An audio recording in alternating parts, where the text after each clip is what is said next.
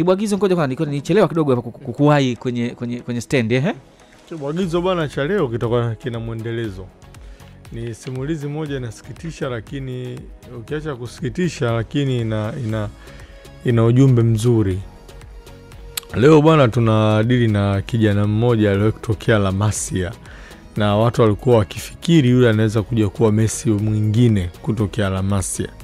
Huyu si mwingine ni Mhispaniola anaitwa Bojan Krikic. Bojan Krikic watu wengi watakuwa wanamkumbuka, ni kijana mmoja hivi style yake ya nywele ilikuwa haitofautiani na Messi. Alikuwa na tabasamu fulani hivi la kama kijana mdogo na nini, lakini mpaka anakuwa mkubwa, mpaka anaenda kustaafu kwenye mpira akiwa na miaka 32, tabasamu lake lilibaki kwa lile lile. Sasa wana Bojan Krikic alitokea La Masia pale Barcelona kwenye timu ya vijana Catalunya. Na wakati uko pale akiwa na umri wa miaka 17 akapandishwa kuja timu ya wakubwa. Wakati huo kocha wa timu ya wakubwa ya Barcelona iliyokuwa na kina Thierry Henry, kina Messi, kina Iniesta alikuwa ni Mholanzi Frank Rijkaard, ambaye huyu akaondolewa pale Barcelona mwaka 2007 na mwaka 2008 Josep Guardiola Pep akapandishwa kuja kwa kocha mkuu wa FC Barcelona. Wakati Pep yuko Barcelona, yeye anamfahamu Bojan Krikic, si alikuwa naye La Masia Pep kwa sababu ameanza La Masia. Basi watu wanamuimba kwamba Bojan anaenda kuwa Messi mwingine. Taarifa zinaeleza alifunga goli zaidi ya 900 akiwa huko kwenye timu za vijana. So uwezo kaamini ndani ya muda mchache hizo goli 900 zilifungwaje. Sasa walikuwa wanamhesabia hadi za mazoezini. Lakini huyu bwana wanaeleza baada ya kujiunga tu na timu ya wakubwa, wakati wako mazoezini akawa anafanya vitu ambavyo yeye alikuwa anafanya for fun. Ila Messi inaelezwa yeye ndo alinotice ana hichi ni kipaji cha kipekee. Bojan Krikic alikuwa anawapindua kina Carles Puyo, kina Marquinhos fresh kabisa. Wakongwe babu wa kipindi hicho, mabeki waandamizi kabisa wa Barcelona. Yeye alikuwa anapindua kama chapati.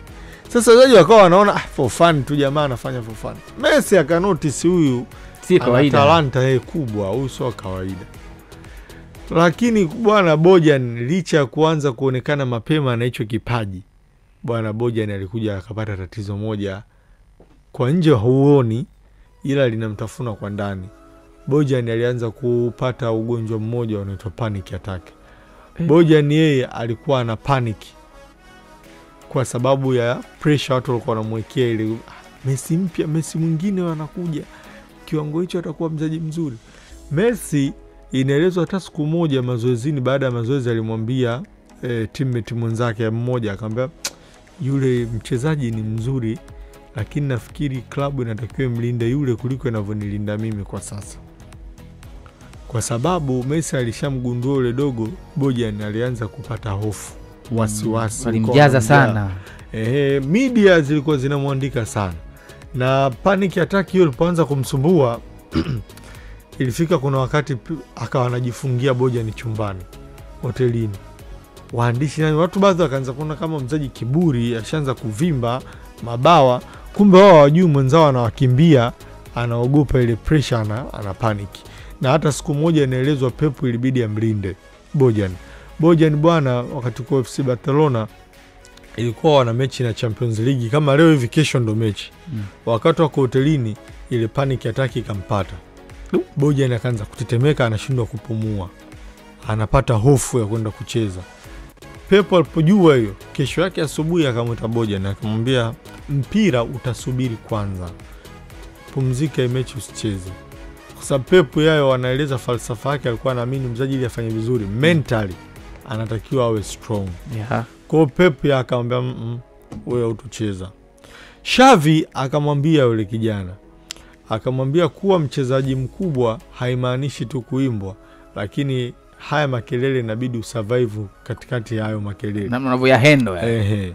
Iniesta naye akaingia. Iniesta akamwambia umaarufu sio amani. Yaani kwa level of kwa bado mdogo unashokuwa maarufu.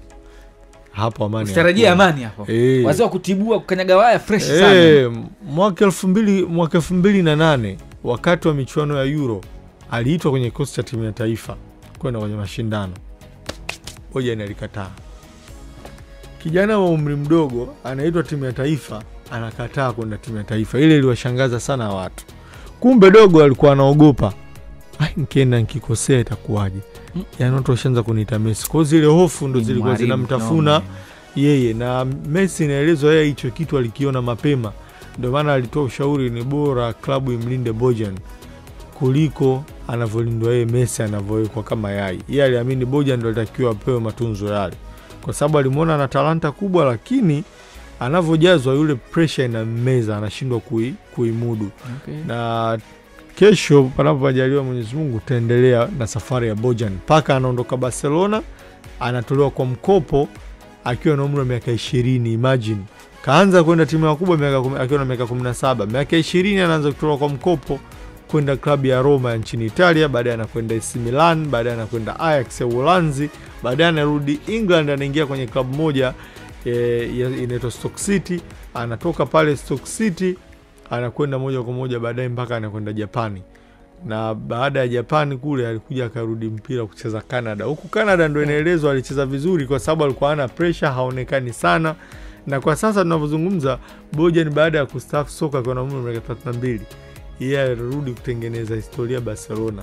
Yeye anaamini wachezaji vijana kama kina Lamine Yamal wanaokuwa, yeye anaamini hawatakiwi kuwa celebrated sana, wanatakiwa kupewa encouragement, walindwe ili asimkute kama aliyomkuta yeye miaka iliyopita yakamtoa mchezoni. Bwana, asante sana kwa kibwagizo cha Angala Mbale ambao ndio kimetufikia kuhusiana na Kylian Mbappe. Unasema Kylian Mbappe sio kwamba kipindi hiki ndio yuko bora kuliko vipindi vingine vyote vya soka lake. Yaani Mbappe hiki ambacho anakifanya ni sehemu ya lifestyle yake, kwa sababu kwanza akiwa mdogo kabisa, unajua Mbappe kuna record ambayo ameiweka tangu 2017 mpaka leo haijavunjwa.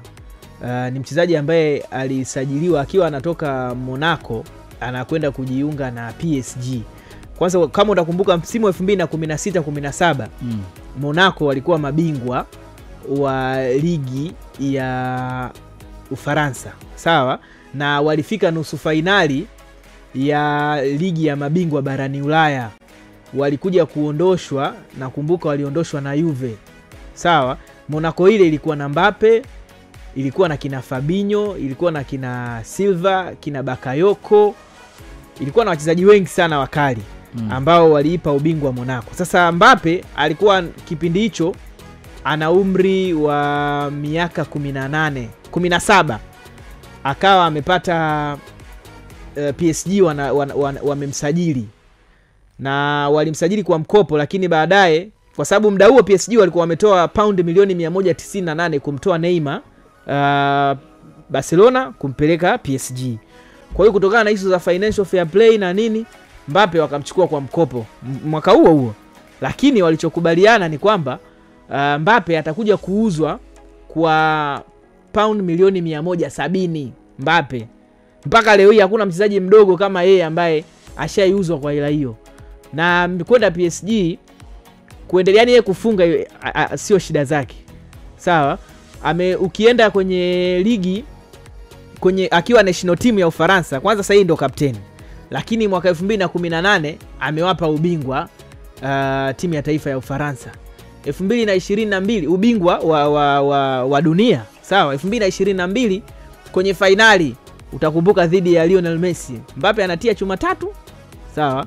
Wanakwenda kwenye mikwaju ya penalti, wanafungwa, Argentina anachukua kombe. Kwa ni mchezaji ambaye ana uwezo mkubwa sana. Amefika La Liga msimu wake wa kwanza, amefanikiwa kuchukua tuzo ya mfungaji bora akiwa na mabao 31, na sasa hivi anaendelea mpaka sasa hivi ana mabao 9. Kwa hiyo kwenye issue ya kufunga, kwenye issue ya kujitengenezea yeye nafasi, sio striker, sio mshambuliaji wa kusimama. Unaona namna ambavyo ana move katika yale maeneo tofauti tofauti. Na Madrid mchezo wake wa juzi alipata ushindi wa bao 3-1, goli la mwisho likifungwa na Kylian Mbappe huyo kwa pasi ya Diaz. Kwa yani kwa hiki ambacho anakifanya na Mbappe sasa hivi ndo star yani sasa hivi, kwa sababu au Madrid La Liga. Sasa star La Liga ni nani? Sio Neymar, sio Yamal duniani bwana. Tena star mpira duniani ni Kylian Mbappe kwa sasa.